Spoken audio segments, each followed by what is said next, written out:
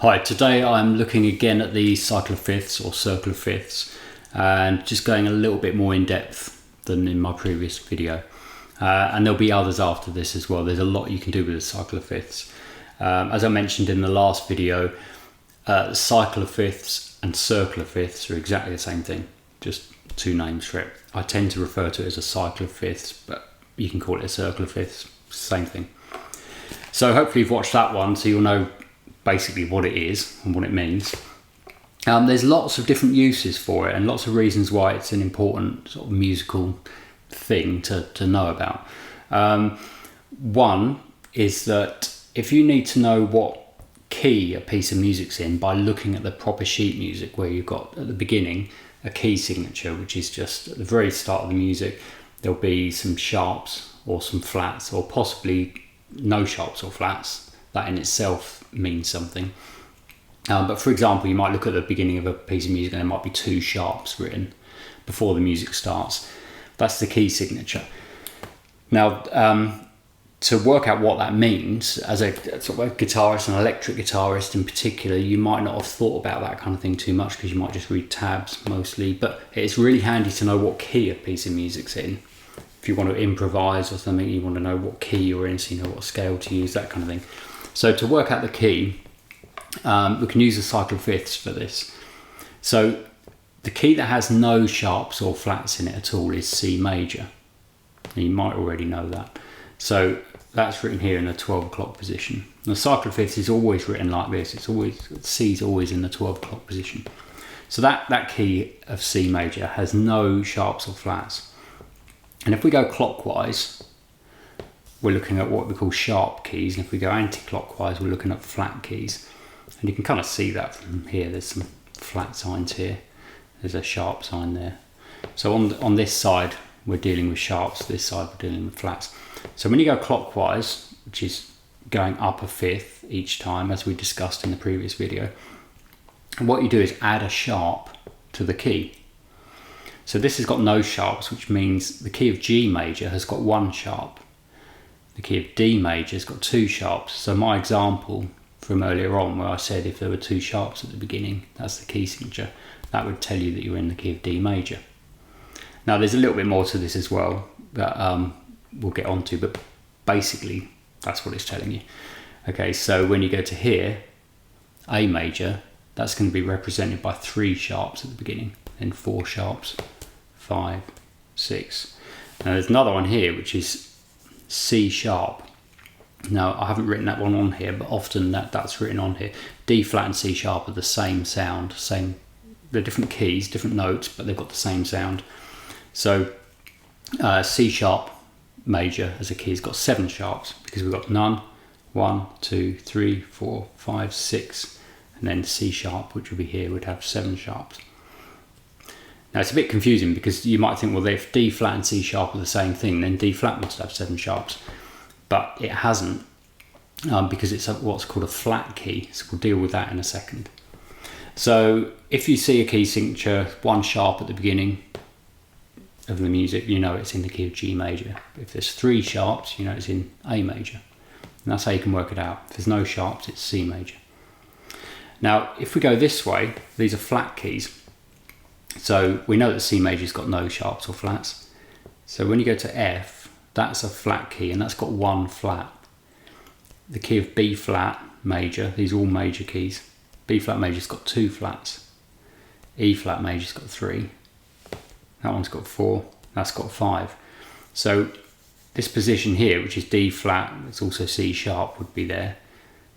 D flat's 5 flats, C sharp, I should have written that on there really, is 7 sharps.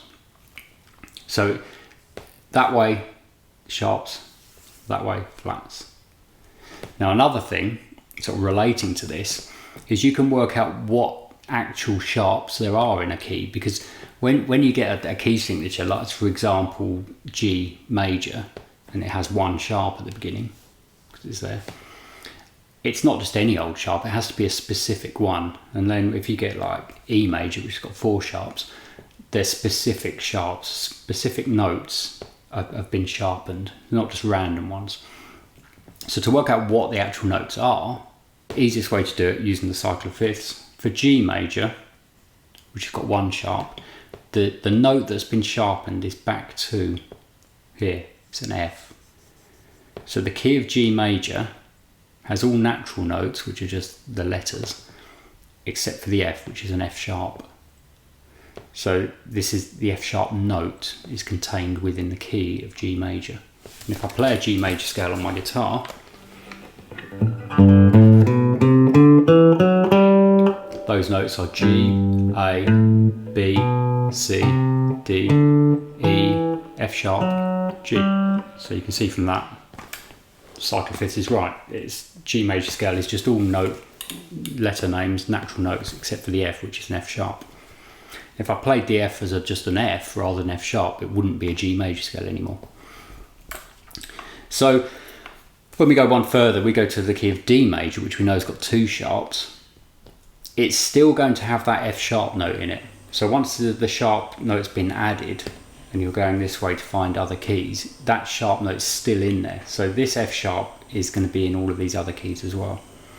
So we know that this key's got an F sharp in it, and it's also got a C sharp in it. So we're just going to the next note. So the key of G major has got the F sharp note. The key of D major has still got the F sharp note, but it's also now got a C sharp instead of a C. Now you can probably guess the next one. Key of A major, still got that one as a sharp, that one as a sharp, and now it's got this one as a sharp. So the key of A major has got F sharp, C sharp and G sharp in it, and then the other notes involved will just be naturals. Key of E major, we need 4 sharps because it's 1, 2, 3, 4. It's going to have an F sharp, a C sharp, a G sharp and a D sharp. So that's how you find what sharps are in a key, if it's a sharp key. And then going to the flat keys, going anti-clockwise, none, that's got no sharps or flats. This we know has got 1 flat. Well, the flat that we need for the key of F is a B flat. So it's just this note here.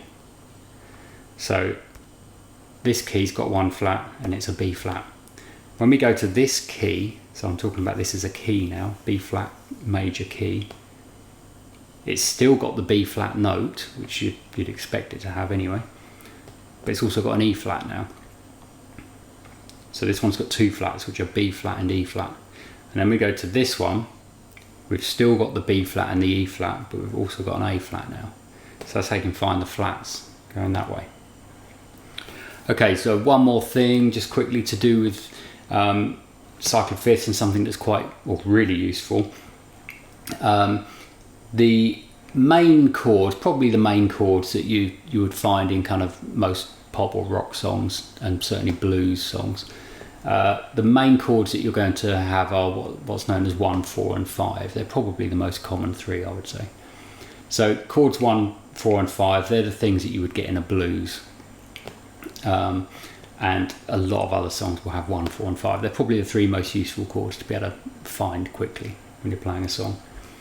So the way you find 1, 4 and 5 chords using the cycle is if you take the key of C major as an example, that's chord 1, C. As you'd imagine, C would be the first chord of C major. Go left to an F, that's chord 4, and go right to a G, that's chord 5. So we've got 1, 4, 5, that little triangle, 1, 4 and 5 chords. And that applies to any key on this cycle. So if I go to A, for example, that's 1, go back this way, it's 4, that's 5. So in the key of A major, you've got A is chord 1, D is chord 4, E is chord 5. Key of B major, go back to E, that's chord 4, this is chord 1. F sharp is chord 5.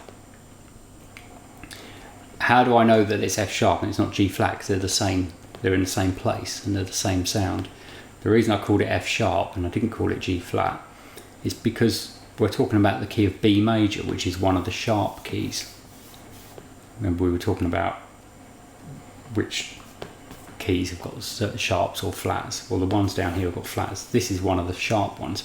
So it's not going to have a G flat note in it or chord in it. It's going to have F sharp. I hope that makes sense. If it doesn't, please put in the comments.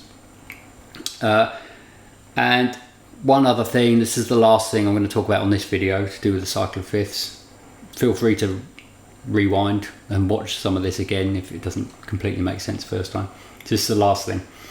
Okay, so there's a really important thing, especially when you play guitar, a thing called relative majors and relative minors. Every key has got a relative key that contains all the same stuff, all the same notes and chords, and everything about it's kind of the same. There'll be a major one and a minor one, and they're related. So to find the relative key, if you're starting with your major key, let's say C major for example, go clockwise through the cycle of fifths 3 places, and A is the relative minor, so the key of A minor is the relative minor of C major. So A minor contains the same kind of notes and chords and a lot of the same properties as C major as a key. So I'm talking about keys, not chords. So if I go to G, key of G major, want to know what the relative minor is. 1, 2, 3, it's E minor. Key of A major, 1, 2, 3, F sharp minor. It's not G flat minor because A is a sharp key, so we're dealing with sharps when we're talking about the key of A major. So the relative minor is F sharp minor. And it works the other way, obviously. So if you want to know what the relative major of E minor is, 1, 2, 3, it's G major. So you just go that way to find the major relative, that way to find the minor relative. And this continues around here. And knowing the relative key is really useful because, let's say for example you're a lead guitarist, you're doing a guitar solo, you're playing something in the key of G major. You don't really like soloing in a major key. Most guitarists don't. You know, it's not as good. The major scale's not great for soloing with. So you want to use a minor scale instead, maybe a pentatonic minor or blues kind of scale or something. Well, down here, 1, 2, 3, you can find the relative key to that. This is E minor, and it means you can solo as though you're in the key of E minor. Just treat the key as an E minor. Do all the stuff you do in E minor pentatonic, that kind of thing, E natural minor.